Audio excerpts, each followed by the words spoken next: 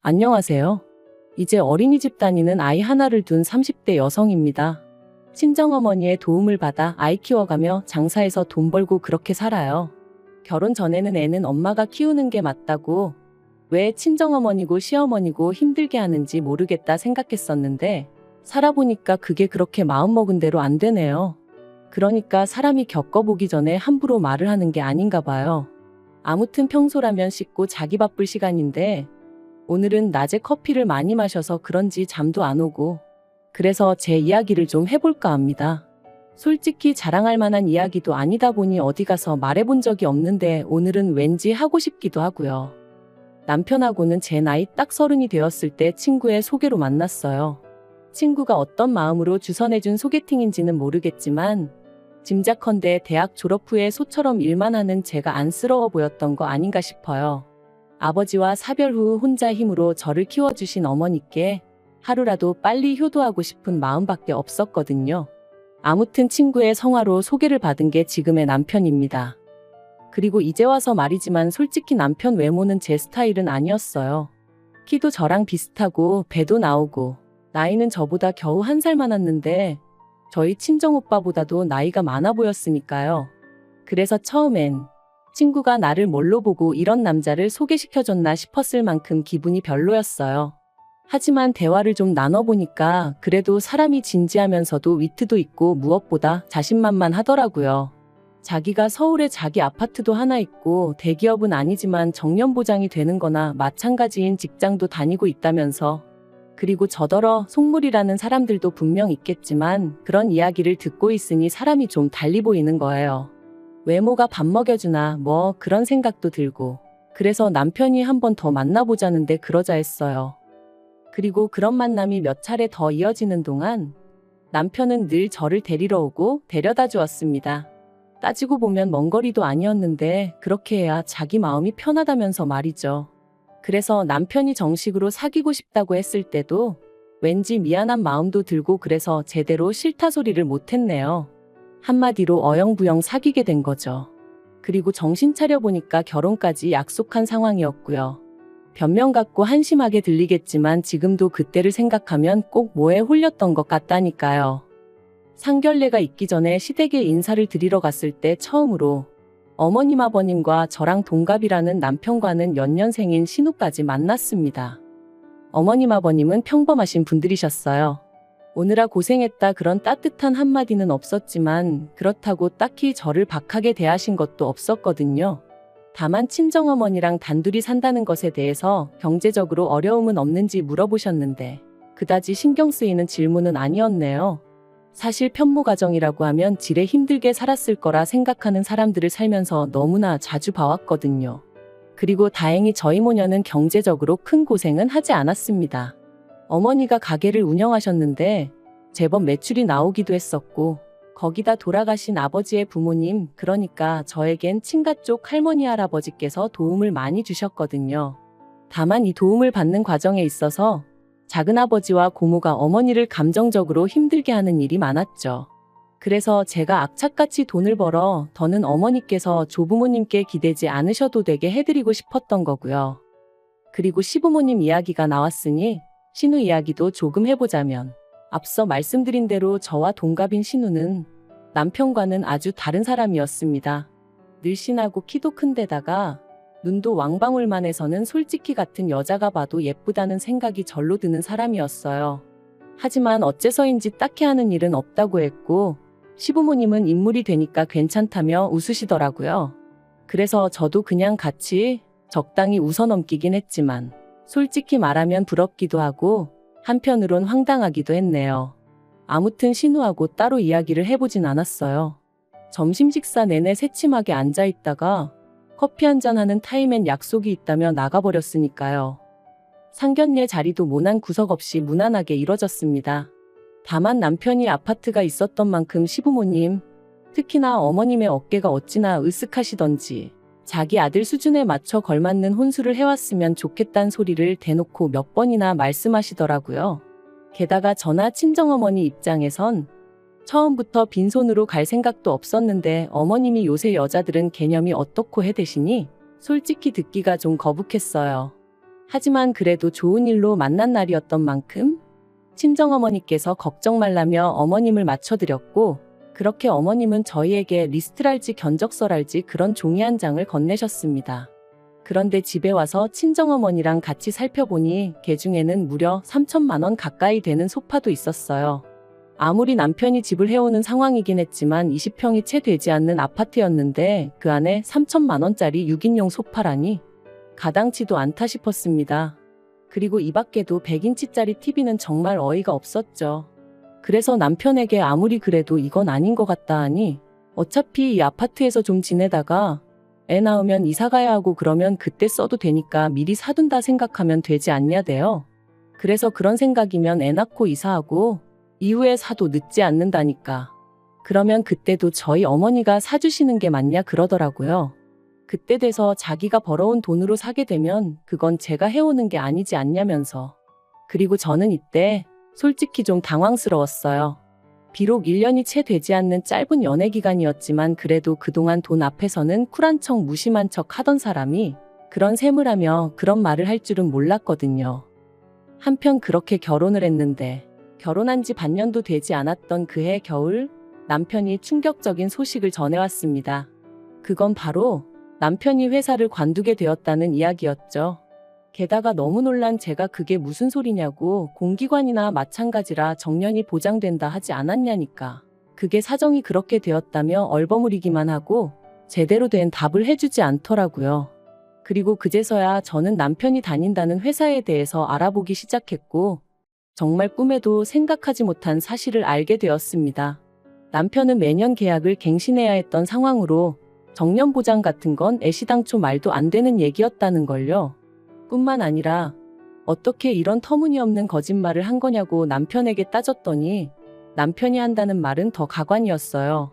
저한테 잘 보이고 싶은 마음에 해버린 선의의 거짓말이었다면서 저는 뭐 살면서 거짓말 한 적이 한 번도 없냐고 따져댔거든요. 남편에게 너무나 큰 배신감을 느꼈고 실망감이 이만저만이 아니었습니다. 그래서 저는 며칠의 고민 끝에 이 관계를 끝내겠다는 결심을 내렸죠. 하지만 운명의 장난이라고 해야 할지 남편에게 이혼 통보를 하려던 바로 그날 저는 제가 임신을 했다는 걸 알게 됐네요. 남편 일로 받게 된 스트레스 때문인지 컨디션이 영 좋지 않아 병원에 가려니까 회사 동료가 혹시 모르니 임신 테스트부터 해보라며 조언을 해줬거든요. 불타는 신혼이지 않냐면서 말이죠. 그리고 설마 싶었던 검사 결과는 2줄이었어요. 솔직히 지금도 아이에게 미안한 말이지만 그때 임신 소식을 확인하곤 기쁨보다는 당혹스러움이 컸습니다. 이혼을 결심한 마당의 아이라니 말 그대로 눈앞이 깜깜해진 기분이었죠. 결국 아이도 있고 남편도 남편대로 뒤늦게나마 미안하다 해오면서 이혼 이야기는 흐지부지 되었어요. 그리고 이후로는 출산 직전까지 일하고 첫돌까지 제 손으로 직접 아이를 키웠습니다. 그런데 육아휴직 끝나고 회사에 복귀했더니 제 자리는 이미 다른 사람이 차지하고 있었고 저는 터무니없는 곳으로 발령이 나대요. 너무 황당해서 이게 어떻게 된 일이냐고 나한테 왜 이러냐며 대표를 찾아가 따져도 봤지만 소용이 없었고요. 회사 일이라는 게 그때그때 상황에 따라 팀도 바뀔 수 있고 하던 일을 넘겨받을 수도 넘겨줘야 할 때도 있는 거라며 오히려 저를 아마추어 취급을 해대더라니까요. 그리고 결국 저는 그런 핍박을 3개월 정도 겪다가 회사에서 나왔습니다. 회사에선 실업급여는 탈 수 있게 도와주겠다며 저를 회유했고 저도 더는 체력적으로나 심리적으로 버틸 자신이 없었거든요. 하지만 회사를 관두면 나아질 줄 알았던 제 상황은 오히려 점점 더 나빠져만 갔습니다. 남들은 눈에 넣어도 아프지 않을 아이라고 표현하던데 저는 아이를 보고 있으면 어찌나 불안해지던지 그때의 저를 생각하면 정말 반쯤은 정신이 나가 있었던 것 같기도 해요. 그리고 결국 그런 제 꼴을 보다 못한 친정어머니께서 그러지 말고 저더러 어머님한테 한번 부탁을 해보라셨습니다. 당시 친정어머니는 가게 운영으로 외손자인 저희 아이를 봐줄 겨를이 없으셨지만 어머님은 이따금씩 취미생활로 장구를 치러 가시는 것 말고는 크게 바쁜 일이 없으셨거든요. 그러니 그런 어머님께 아이를 맡기고 저더러 무슨 일이라도 해보라는 말씀이셨죠. 하지만 사실 친정어머니께는 진작 말씀드리지 않아서 그렇지 저라고 왜 그 생각을 안 해봤겠어요. 회사를 관두는 건 정말 내키지 않아서 아닌 게 아니라 몇 번이나 부탁드려봤었는걸요. 매달리다시피 사정도 해봤고요. 그런데 어머님은 다 늙어서 내가 왜 그런 고생을 해야 하냐 하며 거절하셨습니다.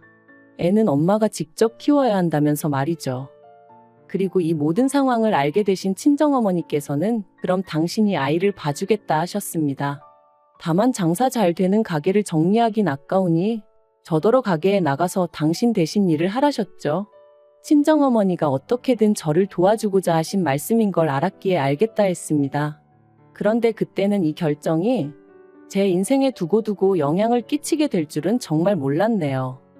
얼떨결에 도맡게 된 가게 일은 생각보다 제 적성에 잘 맞았고 저는 회사 생활에서는 느끼지 못했던 자유와 성취감을 느낄 수 있었어요.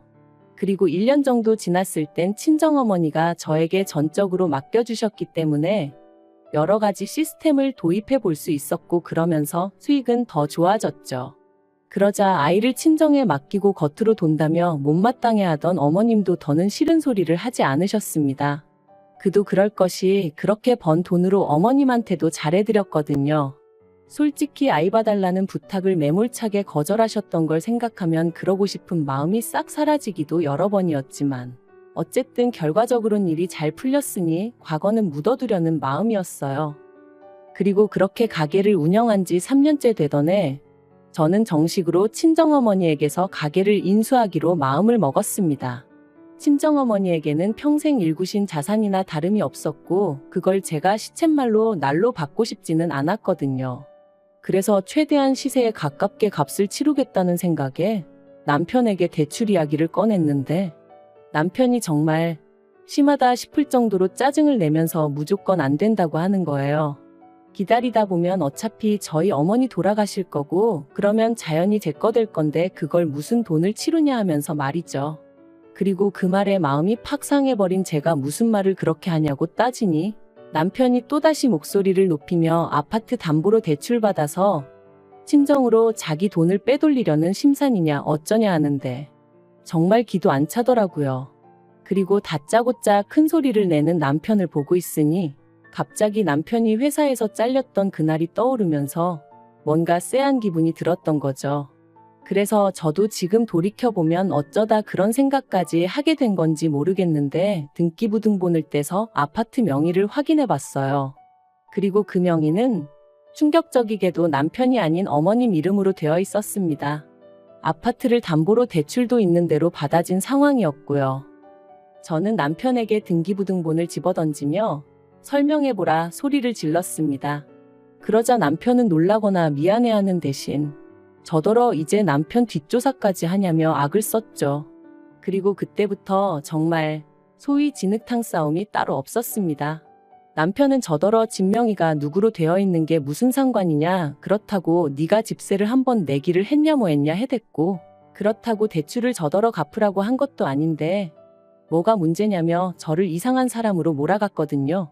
하지만 저는 다른 걸 떠나서 남편이 또 저를 속였다는 사실이 너무나 충격적이었습니다.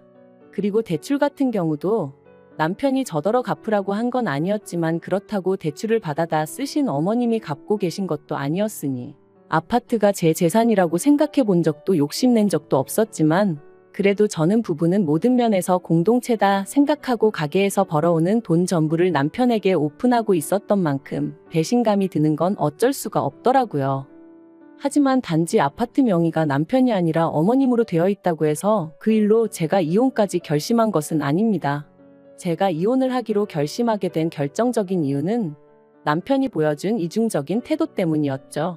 남편이 저에게 솔직하지 않다는 걸 확신하게 된 저는 이후로 남편에게 재벌이도 공유하지 않았고 제가 개인적으로 시댁에 해드리던 금전적인 지원도 전부 다 끊어버렸어요. 특히나 아파트를 담보로 한 대출의 주체가 어머님이셨고 그 대출을 남편이 계속해서 갚아드리고 있었다는 걸 알고 나니 솔직히 어이가 없더라고요. 계산해보니까 남편이 시댁에만 한 달에 200만 원 넘게 퍼주고 있던 거나 마찬가지였으니까요. 참고로 저축이라던가 그런 부분은 남편이 관리하고 있었어요. 거짓으로 판명이 났지만 그래도 결혼 당시에는 남편이 해오는 게 많아 보였으니 경제권을 제가 갖겠다고 고집할 수가 없었거든요. 그리고 매번 남편은 자기가 얼마나 돈 관리를 잘하고 있는지 으스대곤 했는데 그것 또한 다 거짓이었네요. 아무튼 상황이 그렇다 보니 제가 더는 얼마를 버는지 남편에게 가르쳐줄 이유도 없었고 시댁에도 오만정이 떨어져서 이런 한 푼도 주기 싫었죠. 그런데 이걸 가지고 남편이 말 그대로 생난리를 쳤습니다. 저더러 자기 돈 보고 결혼한 거냐며 속물이니 어쩌니. 저 같은 여자들이 시부모 아프면 요양원에 갖다 버리고 남편 두고 바람피고 그런다면서요. 말 같지도 않아서 상대도 안 해줬네요. 이후로는 정말 애 때문에 산다는 게 이런 건가 싶을 정도로 서로 무시하면서 지냈고요. 그러다 작년 여름이었어요. 남편이 얘기 좀 하자며 저를 잡더니 어이없는 이야기를 꺼냈습니다. 성형수술 부작용으로 고통받는 어머님을 위해서 저더러 3천만 원만 보태라는 거였죠. 황당해서 그걸 내가 왜 하고 물었습니다. 말이 나와서 말이지만 아무리 공짜라고 해도 그렇지. 그 연세에 멀쩡한 턱을 왜 건드냐고요. 그리고 병원에서는 돈 내고 수술받은 환자가 아니니 자기들이 환부를 해줄 일도 아니라며 완전히 배째라는 식으로 나왔어요. 참고로 제가 아파트 명의 문제로 남편이나 어머님한테 정이 있는 대로 떨어진 상황이긴 했지만 그래도 딸이라고 하나 있는 신우는 막말로 지엄마가 어떻게 되건 말건 관심도 없길래 제가 병원에 쫓아가 따져봐주기도 하고 그랬어요. 아무튼 저는 나름대로 할도리는 했다고 생각했는데 남편이 난데없이 어머님 얼굴을 모어 재건수를 해야 하네 어쩌네 하면서 돈을 내놓으라 하니 기도 안 차더라니까요. 제가 그런 남편더러 바랄 걸 바라라고 꿈도 야무지다 했습니다. 여태껏 나 몰래 당신이랑 어머님이랑 알아서 잘해오지 않았냐고 앞으로도 둘이서 잘해보라는 말과 함께요. 그랬더니 남편이 너는 그때 이후로 며느리 도리도 하나 안 하지 않았냐면서 그래도 내가 왜 아무 말도 안 했는 줄 아냐. 애엄마라 참아준 거다. 그리고 이번에는 자기가 저한테 마지막으로 기회를 주는 거라며 깔끔하게 어머님 수술비 내놓고 지랑 저랑 과거 일은 없던 일이다 생각하며 살아보자는데 이게 무슨 헛소린가. 억지도 정도가 있지 싶더라니까요. 저는 내가 이혼을 하면 이혼을 했지 어머님 수술비는 못 대드린다 했습니다. 그리고 그 잘난 아파트로 대출받아 쓰지 양아치냐고 왜 남의 돈을 탐내냐고 했죠. 그러자 남편은 그럼 이혼하자며 대신 제가 며느리 도리를 안 했으니 위자료 내놓을 각오는 하라대요. 애도 자기가 키울 거라면서 죽을 때까지 애 볼 생각은 꿈도 꾸지 말라면서요. 그래서 세상 일이 다 당신 좋으라고 돌아갈 것 같냐? 어디 마음대로 해보라 했어요. 그리고 아니나 다를까. 남편이 이혼 소송을 걸었지만 결과는 남편의 참패였습니다. 오히려 남편이 저를 속인 것과 아이 양육에 있어서 소홀했다는 점 등이 인정되어 저한테 위자료를 주라는 판결이 나왔거든요. 솔직히 위자료 자체는 크지 않았지만 제 자신과 제 아이 그리고 제가 가진 것들을 지켜냈다는 게 너무 기쁘더라고요. 한편 남편과 이혼 후 남편은 2주에 한 번씩 아이를 보러 옵니다. 그리고 저는 원하지 않는데 틈만 나면 자기 얘기 어머님 얘기를 해대대요. 그래도 애 아빠다 보니 애 앞에서 무안을 주긴 그렇고 그래서 들어는 줬는데 일단 신우가 대출받아서 어머님 재건수술 해드렸는데 그게 잘 안 된 모양이더라고요. 그리고 남편은 저 떠보려고 하는 소린지 뭔진 몰라도 걸핏하면 저랑 이혼하고서 어머님한테 크게 혼났다며 제가 자기를 용서해주면 자기는 모든 과거는 묻어두고 살 자신이 있다나 어떻다나 헛소리를 해댔죠. 그래서 이번 주부터는 주말에 아이인계는 친정어머니한테 부탁드리고 저는 빠져있으려고 합니다. 헛소리 들어주는 것도 하루 이틀이지. 돈이라도 내고 떠들던가. 진짜 꼴보기 싫은 사람이 쓸데없는 이야기를 계속해대니 죽을 맛이더라니까요. 아무튼 어머님 수술이 잘못됐다는데도 남편 얼굴이 수척해졌는데도 별 생각이 안 드는 거 보면 정말 이제 남보다도 못한 사이가 되었나 봐요. 차라리 생판 모르는 남이 굶는다고 하면 그게 더 안쓰러울 지경이라니까요. 아무튼 지금은 친정어머니랑 같이 살면서 가게 일하고 애 키우고 이렇게 사는 게 좋네요. 한때는 애 아빠 없이 어떻게 애를 키우나? 어머니는 사별 나는 이혼. 말하기 좋아하는 사람들이 얼마나 뒤에서 떠들어댈까 그런 걱정도 들었는데 지금 생각해보면 참 쓸데없는 기우였어요. 남들이 보는 시선이 어떻건 간에 지금의 행복이 계속해서 이어질 수 있도록 제자리에서 하루하루 최선을 다해 살아가려고 합니다.